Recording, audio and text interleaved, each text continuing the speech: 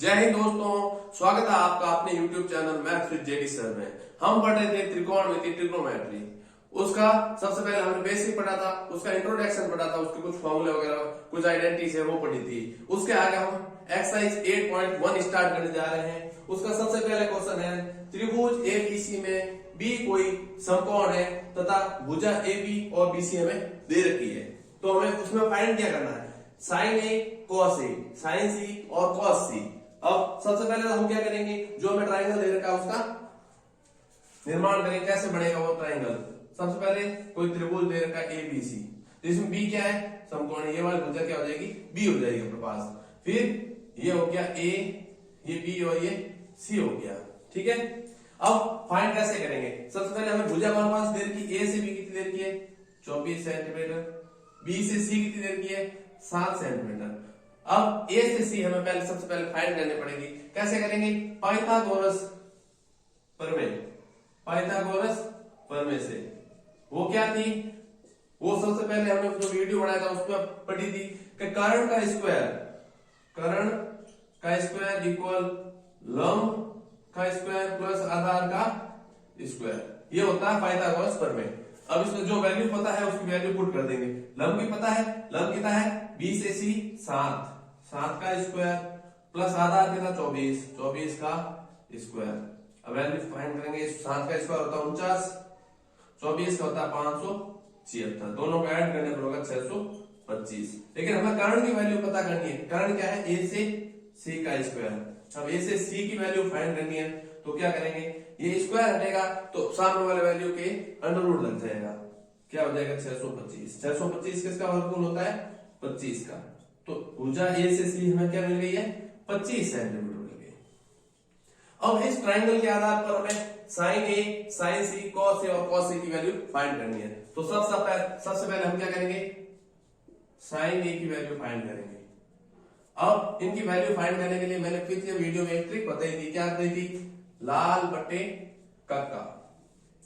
लाल बटे कक्का क्या है, जिसमें एल है लंब, यानी ये लंब है जो, के क्या है कर्ण, और बाकी क्या बच गया है, आधार।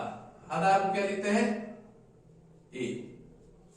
ठीक है, अब सबसे पहले साइन ए, एंगल कौन सा दे रखा है, ए। जो एंगल है उसके सामने वाली भुजा हमेशा क्या होती है, लंब होती है। तो इस एंगल के लिए ये भुजा क्या हो गई है, लंब हो गई। तो इसके लिए सबसे पहले साइन की वैल्यू फाइंड करनी है, और ट्रिक में हमें क्या दे रखा है, लंब अपॉन कर्ण। लंब क्या है अपने पास, साइन के लिए लिखते हैं लंब बटे कर्ण। लंब है अपने पास 7 और कर्ण क्या हो जाएगा 25।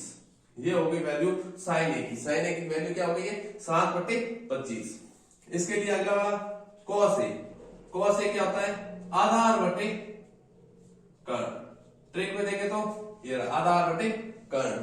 अब आधार की वैल्यू कितनी है अपने पास, 24, कर्ण की वैल्यू कितनी हो गई, 25। ये अपना पहला क्वेश्चन हो गया। अब पहले का सेकंड पार्ट कैसे करेंगे? अब इसमें दे रखा है एंगल सी।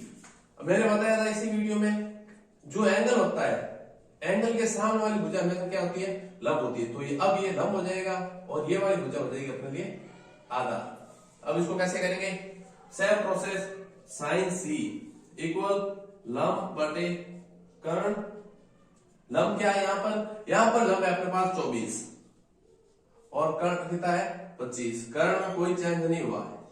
अब कॉस सी क्या हो जाएगा, कॉस सी इक्वल आधार बटे कर्ण।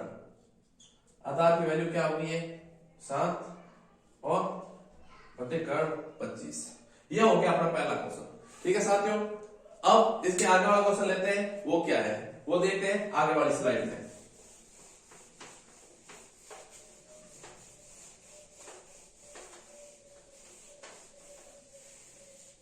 अब अपने पास है सेकंड क्वेश्चन।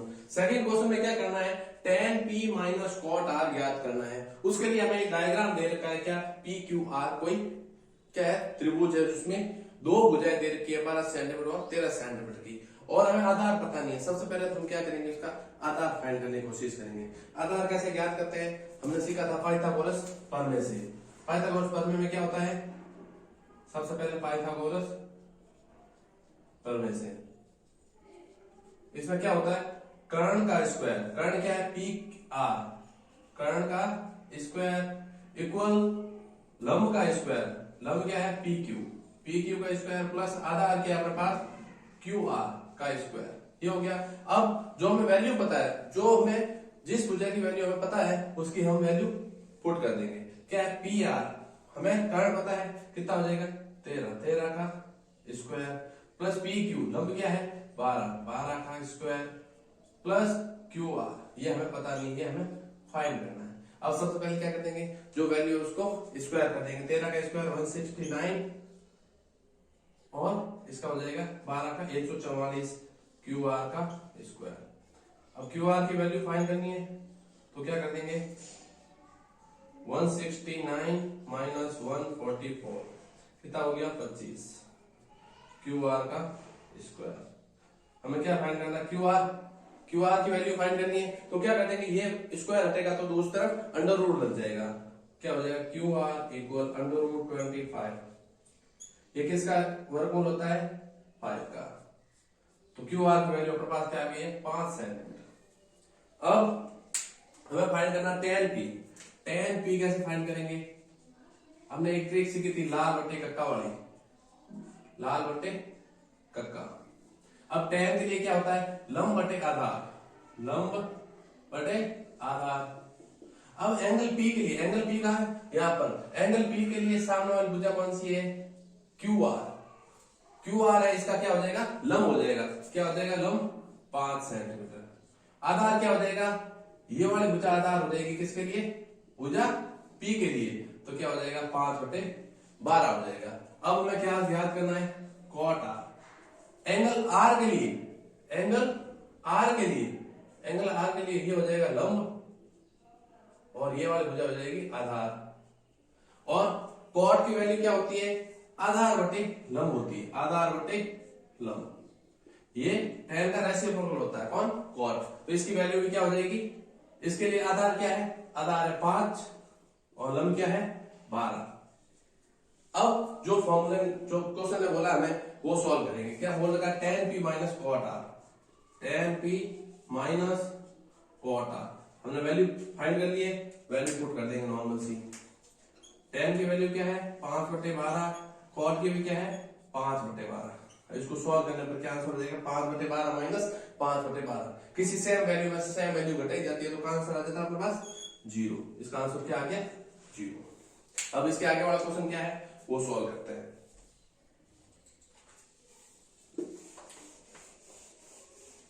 अगली स्लाइड पर मैं थर्ड क्वेश्चन लिख लेता हूं क्या है, फिर सॉल्व करते हैं उसको।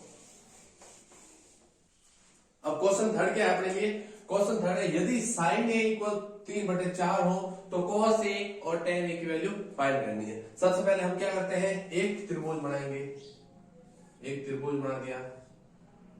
अब सबसे पहले तो ये पता होना चाहिए हमें कि sin a, sin की वैल्यू क्या होती है लंब बटे कर्ण होती है। तो नीचे वाली वैल्यू क्या है कर्ण है, कर्ण की वैल्यू क्या दे रखी है 4 और एक दे रखी है लंब, लंब की वैल्यू दे रखी है 3 और एक ट्राइंगल है जिसका नाम दे दिया ए बी और सी।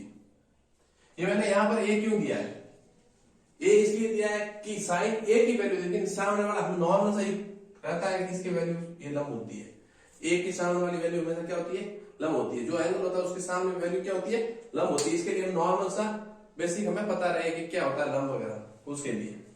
अब हमें आधार पता नहीं है, आधार कैसे पता करते हैं पाइथागोरस प्रमेय से, कर्ण का स्क्वायर इक्वल लंब का स्क्वायर प्लस आधार का स्क्वायर। सीधा सा वैल्यू निकाल रहा हूं इसका, कैसे निकालेंगे कर्ण की वैल्यू क्या है 4, 4 का स्क्वायर 16, फिर क्या करेंगे लंब की वैल्यू हमें पता 3, इसका स्क्वायर करने पर आएगा 9 और इक्वल के दूसरी तरफ भेजने पर क्या हो जाएगा माइनस का। अब आधार का स्क्वायर, अब माइनस करने पर कितना आएगा 7 हो गया। अब क्या करेंगे, अब आधार की वैल्यू हमें फाइंड करनी है, आधार को क्या दे रखा ए बी, ए बी का स्क्वायर। अब स्क्वायर हटने पर सामने वैल्यू पर अंडर रूट आ जाएगा, under root 7 equal a b. अब आधार अपने पास क्या आ गया अंडर रूट का 7 आ गया। अब हमें फाइंड क्या करना वो चीज है, हमें फाइंड करना है कॉस, कॉस ए। कॉस को हम किस रूप में लिखते हैं आधार बटे कर्ण, आधार क्या अपने पास जो भी निकाला है √7। कर्ण क्या है 4। ये आ गया अपने पास किसका वैल्यू cos A का। tan का भी ऐसे ही नॉर्मल सा क्या होता है लंब बटे आधार।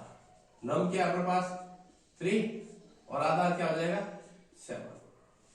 ये हो गया अपना आंसर इसका थर्ड क्वेश्चन का। अब फोर्थ क्वेश्चन लेते हैं, उसमें क्या है वो देखते हैं।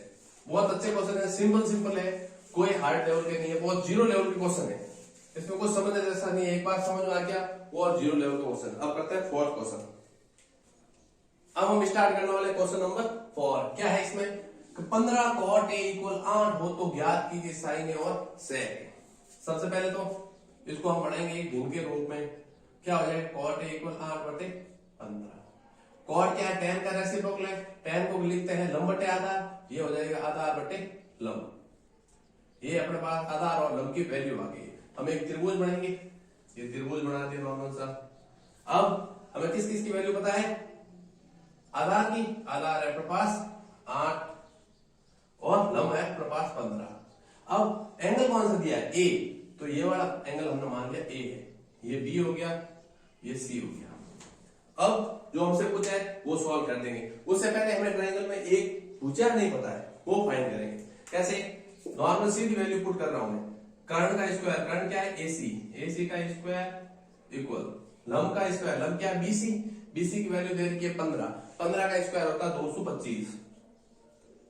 फिर आधार का स्क्वायर, आधार है AB, AB की वैल्यू दे रखी है हमें 8, 8 का स्क्वायर होता है 64। अब दोनों को ऐड करेंगे तो आएगा अपने पास 289। ये हो गया AC का स्क्वायर।